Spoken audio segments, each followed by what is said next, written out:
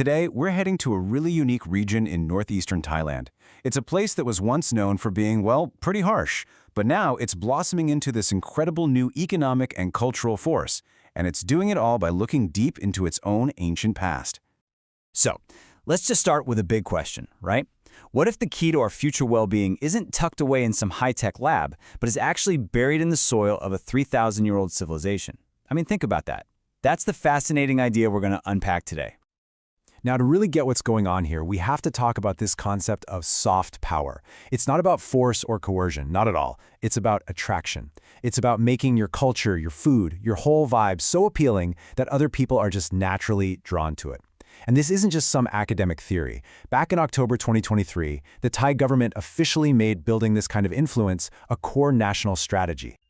And the second big idea here is wellness tourism. You've probably heard of it because it's a massive global trend. And listen, it's so much more than just a spa day. This is about travel that genuinely improves your physical and mental health, connects you with nature, and does it all in an eco-friendly way. It's really about feeling good, in every sense of the word. So, where do these two powerful ideas, soft power and wellness tourism, actually meet? Well, we find the answer in the heart of Isan, in northeastern Thailand, in a place with a name you won't forget, Thung Kula Ronghai, which translates to the Crying Plain. And we're zooming right into the heart of that plain to a place called Bo Phan Khan, which is an ancient salt well. This one spot is the absolute epicenter of a groundbreaking project that's been the focus of a decade of intensive research by Dr. Kaeng Weerapong. And his work is really the foundation for what we're talking about. So this isn't just some random place. It's a very carefully chosen nexus of history and future potential. Okay, so to understand the future of this place, we have to go way, way back in time. Because the Crying Plain, it wasn't always just this vast rural landscape. No, it was actually the cradle of ancient civilizations. The history here is just staggering.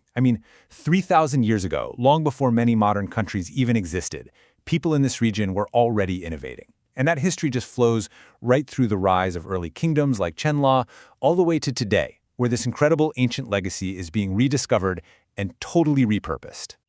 And how do we know all this? Well, because of the incredible things they left behind. Archaeologists have found evidence of a surprisingly advanced culture. Get this, they created this unique style of pottery called Roi Et Ware, so distinct it gets its own name. They were smelting iron, they were domesticating animals, pigs even, and of course, they were cultivating rice. This was not a primitive society, it was a hub of ancient technology and culture. So, that amazing history gives us the story, right? But what about the land itself? The real genius of this project is how it connects the region's natural resources directly to modern wellness.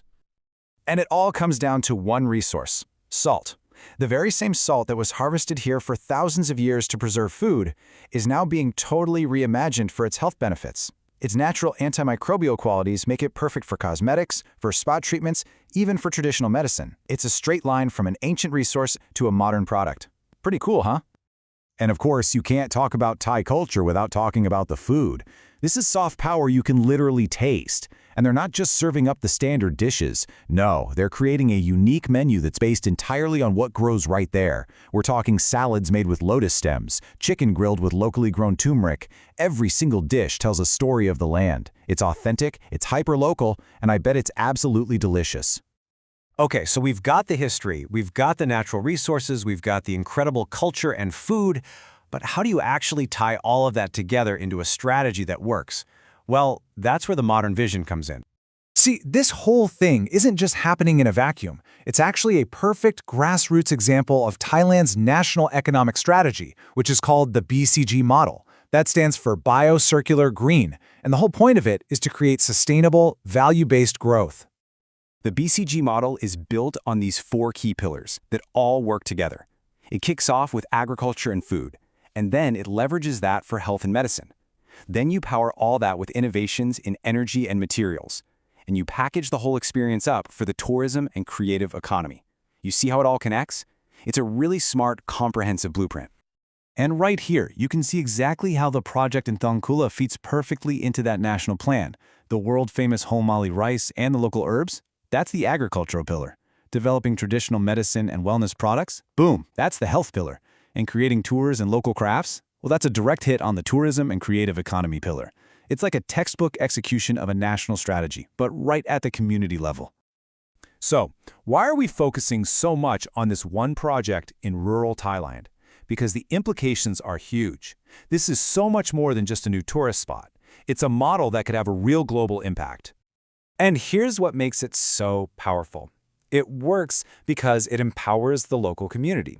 It boosts the grassroots economy, it lines up with the UN's Sustainable Development Goals, and it makes sure that the people whose heritage this actually is are the ones who benefit. It really proves you can have economic growth without sacrificing your cultural identity. So let's wrap up with the big takeaways. First, our heritage isn't just something for a museum. It's a real, tangible economic asset. Second, true sustainability is absolutely impossible without the community at its very core. Third, the most powerful kind of soft power isn't manufactured. It grows from authentic local roots. And finally, this whole project is basically a blueprint for responsible, net-zero tourism that other places all over the world can learn from. And that kind of leaves us with one final thought to chew on. The story of Thung Kula Ronghai shows us that the past isn't just something to be remembered. It's a resource waiting to be unlocked. And it makes you wonder, doesn't it? What ancient secrets are just waiting in our own backyards, ready to help us shape a better, healthier future?